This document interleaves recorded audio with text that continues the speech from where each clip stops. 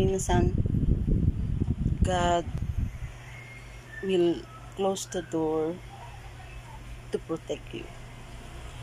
Hindi para pigilan ka, hindi para pahintuin ka, kundi para protektahan ka.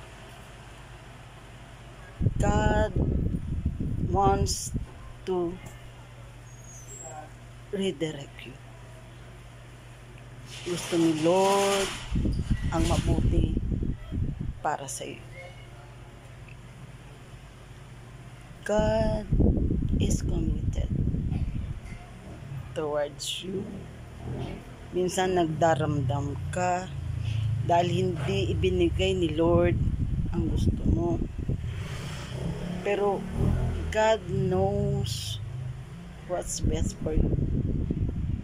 Minsan nagtataka ka, hindi niya ibinigay ang gusto mo, ang mahal mo, at lumayo lalo sa iyo.